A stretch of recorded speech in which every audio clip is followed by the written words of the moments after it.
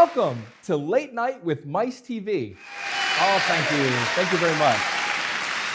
Who am I kidding? We don't have any real live studio audience here. But that's okay. You're out there, my friends, on social media. So we figured we'd produce a regular late night segment covering the latest news, global conferences we've attended, key opinion leader interviews, and we'll also share a little bit about what we have coming up ahead. Pipe down. Because next up, we've got our first ever iCare News Roundup. Take it away.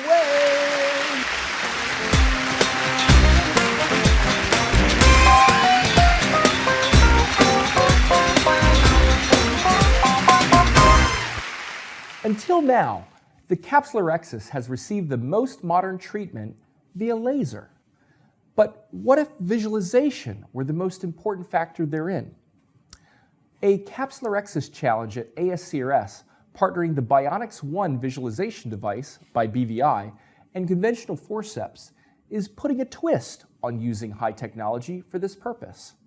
In fact, what is high surgical technology? Across the industry, from Alcon's Ingenuity to Indeed Bionics, it is being redefined as visualization, and often with manual techniques. I inserted a hydrous glaucoma device manually at ESCRS last year with the help of excellent visualization. That was, of course, a demo. Surgeons know what they're doing, and in their hands we trust, but it's the visualization with eyes that we all know so well that matters. Next up is about Subspecialty Day at ASCRS, which has always seemed like an optional precursor with a small exhibition area and the usual suspect of topics, Cornea Day, Glaucoma Day, all those days, but no longer. The first ever digital day, spearheaded by the Digital Ophthalmic Society, is turning the day around. AI, telemedicine, digital health, and the metaverse are all hot topics to be explored. And they come in time to help rejuvenate a meeting that has been happening since 1974. Now, there's nothing wrong with bell bottoms, but it's good to see ASCRS walking the tech talk. Speaking of visualization, Bausch & Lomb is jumping on the bus too, and so is Heidelberg Engineering for that matter. The two together have announced the introduction of SILMO fully digital surgical visualization platform to facilitate even the most complex surgical procedures. Even the Oculus Biome 5C also works well with SILMO, so a bunch of partnerships are coming together here in the name of seeing the surgical field better.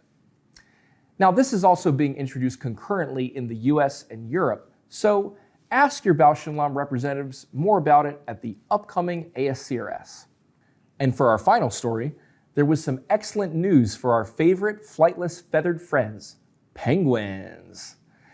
3 aging king penguins underwent successful cataract surgery at the Eye Specialist for Animals Clinic in Singapore. The 3 penguins received customized intraocular lenses developed by a team in Germany. In fact, Teleon has recently been advancing the custom IOL concept for select human patients. This breakthrough treatment demonstrates just what the IOL world is capable of. And it's good news for cataract patients of all species. Well, that's part of our world tonight. Enjoy.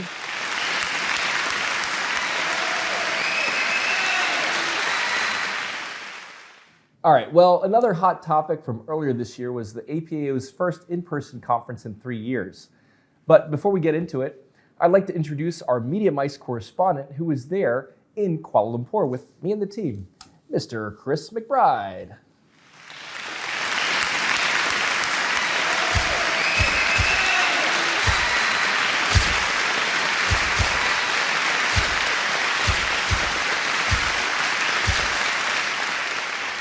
All right, well, welcome to the studio, Chris. Well, thanks, Matt. And this is certainly looking like a good upgrade from the old green screen.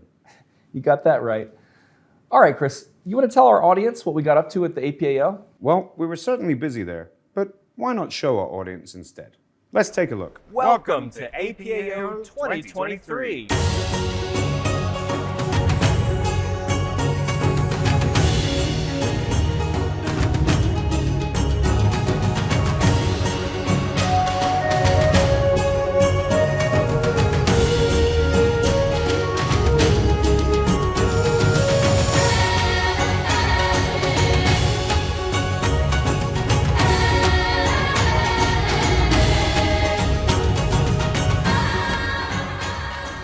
Well, there were certainly a lot of happy faces there, but there was one prominent face that stood out among the crowd, and that was Professor Ava Hossein. Now, she was inaugurated as president at this year's show, and that made her the first female president in the 60-year history of the APAO. That's right, and it certainly represents a well-earned step up for Professor Hussein.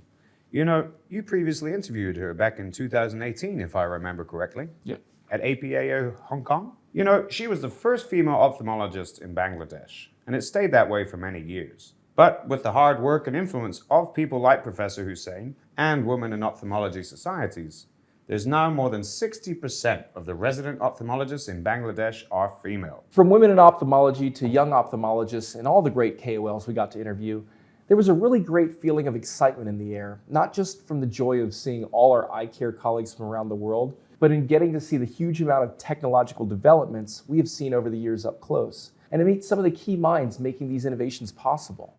That's right.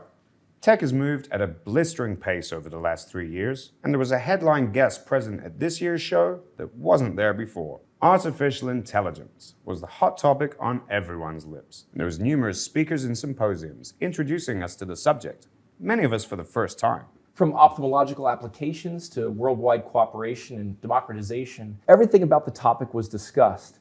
From ChatGPT helping kids to cheat on their homework to deep learning using data sets featuring millions of individuals, it's clear AI is here to stay. To get a bit of a better understanding about what's happening in the world of AI and ophthalmology, I spoke with Dr. Daniel Ting, the APAO AI and Digital Innovation Standing Committee Chair. And, you know, he set up that standing committee under the guidance of Dr. Dennis Lam. And the committee has some serious brainpower behind it. You know, we're looking at 10 countries represented, all the ophthalmic bases covered, and even some tech experts added in for a bonus. So what are some of the most important developments in AI in the industry right now? Well, Matt, if I had to pick one, it would be the advancement of cloud processing power. You know, Dr. Ting brought up some good points. The processing power necessary for deep learning isn't available to everyone yet. You know, and even some countries don't have the infrastructure and able to support the supercomputers that are needed to run it. But with simple subscription-based cloud processing, we could have access to it wherever we are in the world. Wow, well that really bridges that equality gap. For sure. You know, that coupled with open sourced AI algorithms, which Daniel mentioned many members of the APAO Standing Committee are sharing, will really make this exciting technology so-called democratized. Well, thanks for that insight, Chris, but you know, you're not the only cool guy here. I got to have a good chat about AI with someone interesting too. Oh yeah? Who did you talk to? Yeah, my chat was with Dr. Suber Huang. I think you've heard of him, yeah? Who hasn't? Right.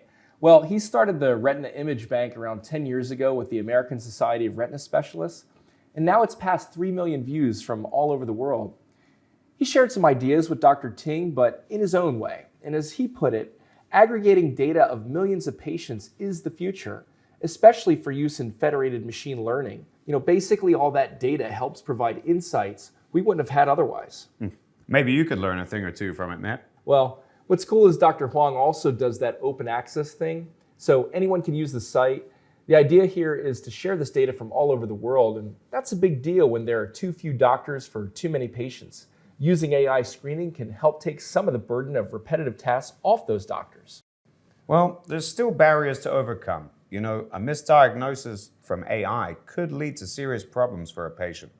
So doctors still have to be very careful in relying on AI for diagnosis, especially just in these early stages. Things will look very different in 6 months to a year. And especially seeing as we have experts like Dr. Ting and Dr. Huang working on it for us. Right on. Well, we'll certainly be keeping our eyes on AI and how it will continue to drive change in ophthalmology.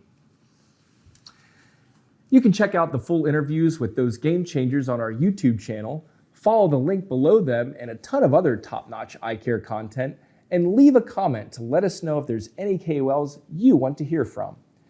Anyways, from artificial intelligence to something a bit more tangible, let's take a look at the most impressive hardware that we saw at APAO.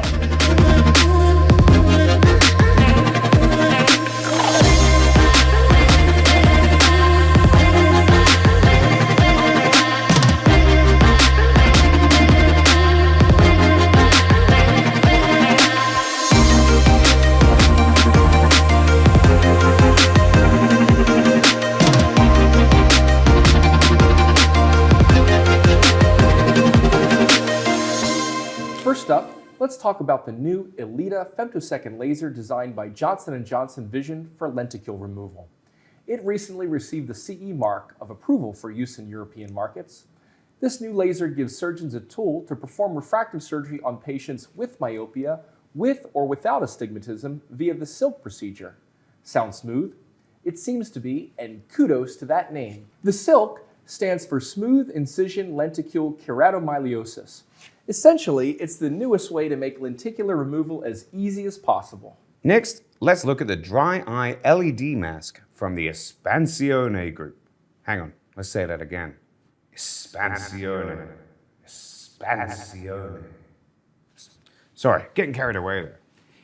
You know, the Espansione group has developed what they call the iLight, which makes for a non-invasive treatment for a number of dry eye conditions, all the way from meibomian gland dysfunction to Sjogren's syndrome.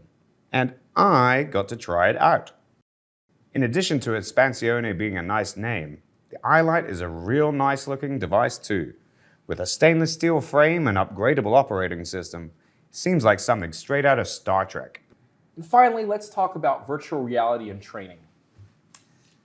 Simulators have long been used for just about anything you want to practice before breaking anything real.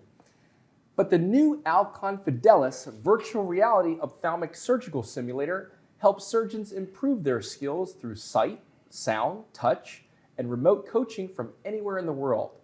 This portable VR tool for cataract surgeons in training is a virtual operating room for surgeons looking to practice.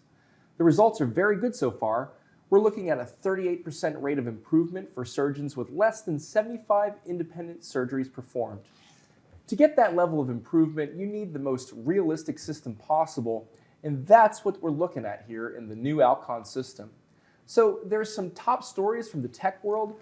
We'd love to keep up with this stuff at all the big ophthalmic conferences.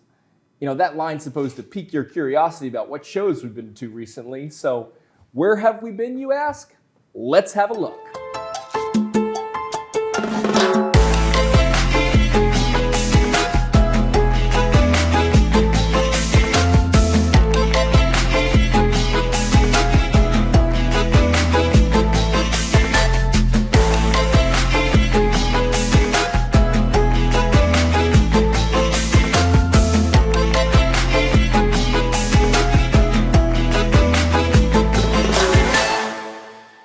Hey, Chris, have you ever been to Buenos Aires? Is that new barbecue place down the street? Nah, I'm talking about the capital of Argentina. And I gotta say, I had a blast because at the PAAO, that was our first foray into South America. So I munched this milanesa, I tripped trying to tango, and I got lost in the Boca neighborhood. But there were these Boca Junior fans that helped me out. I hear they're kind of a wild bunch. Well, they were friendly to me. And another medium mice friend I got to talk to was Dr. Ivo Ferreira Rios, who discussed new simulation devices. Let's hear what he had to say. Yes, I'm completely obsessed with simulation. The simulation as an experience, simulation as an activity in where you can, basically, we can simulate everything. When you simulate something, you make mistakes go away, and mistakes become a learning opportunity. You can change the situation in order for teaching to be effective. Well, he's certainly a passionate guy. And there was something else he was passionate about too. I think MediaMice is the best communication platform in the entire world. Wow, yeah, it was so awesome being there. I was so touched. You know, you can find a link below to see more of Dr. Ivo and his work with Ophthalmo University, and I can't wait to get back for more tango. And at the Vision Expo East in classy New York City, we hung out with our good friends Christy Nguyen, legend of optometry, and TJ Wagner, CEO of Wagner Diagnostics. You know, we also had a little bit of fun putting together a little teaser video.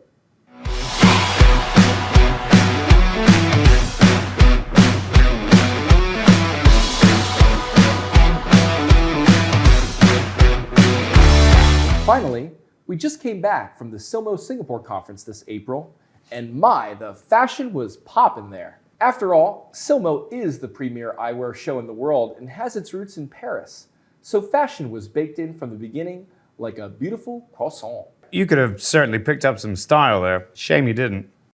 But style aside, it was a great opportunity to catch up with Professor Mark Bullimore to talk about myopia, and he had this to say. You know, Matt, I work with companies in spectacles, contact lenses, both soft lenses and ortho-K, atropine. I haven't yet got a red light therapy client on my books, but as I joke, asking me which treatment works best is like asking a mother which of her 4 or 5 children she loves the most. So I think in the right concentration or the right lens design and the right management strategy, all of them can be effective. So if you're a practitioner who has a scope of practice to use all of these, then it's great because you can interact with the parent, the patient, and make a recommendation that A, suits the child's lifestyle, but B, that they will actually use. Because Yeah, it was great to see science and style coming together to help prevent and manage myopia, so less little ones end up wearing glasses like us. Yeah, I wish I'd had access to some of those treatments when I was a kid. And those frames might have helped you out too. We even had a glasses frame sponsor in the form of Martian Eyewear out of Hanoi, who I'm wearing right now, which actually is really cool. Yeah, I take it back. Maybe you did pick up some style. Well, that about wraps it up for what we've been up to the last couple months, but what about what's coming up next? Yeah, I would like to know what's going on. Why don't you tell us? Well, all right.